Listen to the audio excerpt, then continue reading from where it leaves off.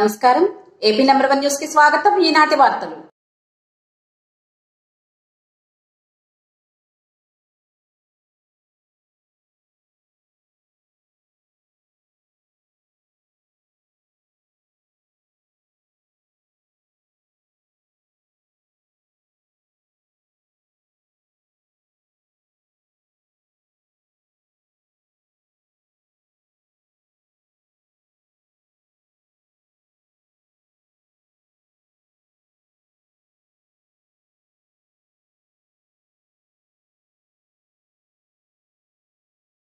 Media ప్రతినిధులు పాల్గొన్నారు.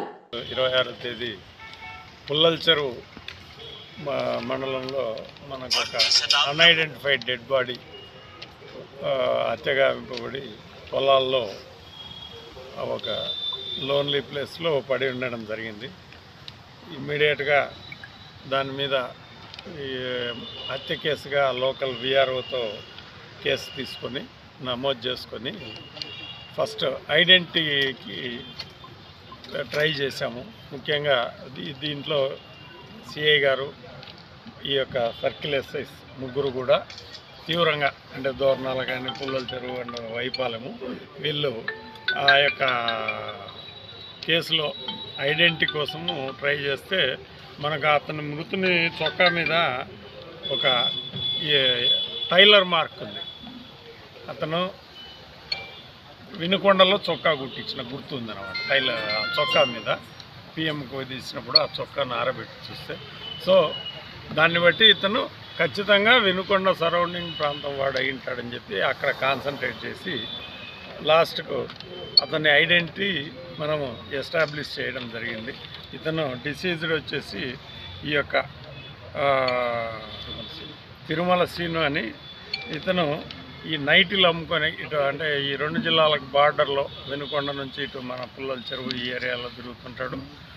ఆ చుట్టుపక్కల గ్రామాల్లో వినుకొండ చుట్టుపక్కల ఈ మోటార్ సైకిల్లో అవి నైటీలు ఇవన్నీ కట్టకట్టుకొని వచ్చి అమ్ముకునేవాడని చెప్పి, తర్వాత వాళ్ళ బంధువులు మనం అది సోషల్ మీడియాలో ఆ డెడ్ బాడీ వినుకొండ సరౌండింగ్స్లో విపరీతంగా సర్క్యులేట్ చేసినాము.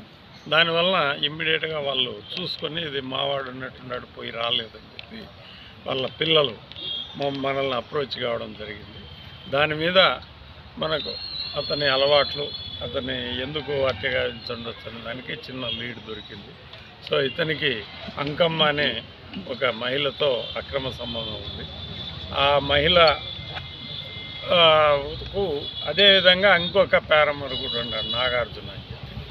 సో ఈ నాగార్జునకు ఇతనికి కూడా గతంలో ఈ గంగిరెద్దుల అమ్మాయిని రేప్ చేశాడని చెప్పి, అటెంప్ట్ రేప్ చేశాడని ఒక కేసు ఉంది.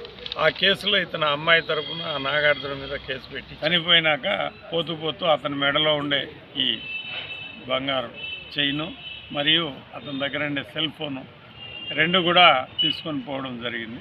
దాంట్లో సిమ్ తీసి ఇది డ్యామేజ్ చేసి పడేశారు.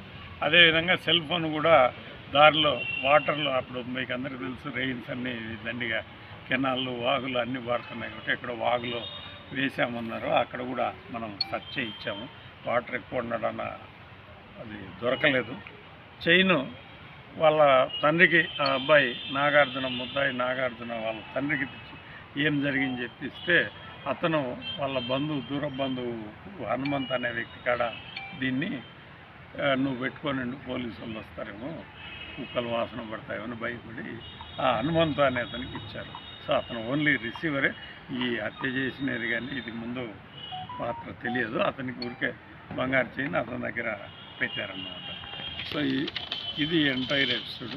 సో ఈ కేసులో సక్సెస్ఫుల్గా ఛేదించినందుకు మన వైపాలెం సిఐని దేవప్రభాకర్ను, ఎస్ఐస్ ముగ్గురిని కూడా, ఇది టీం వర్క్ లాగా ఎవరు చేయాల్సిన పని వాళ్ళు చాలా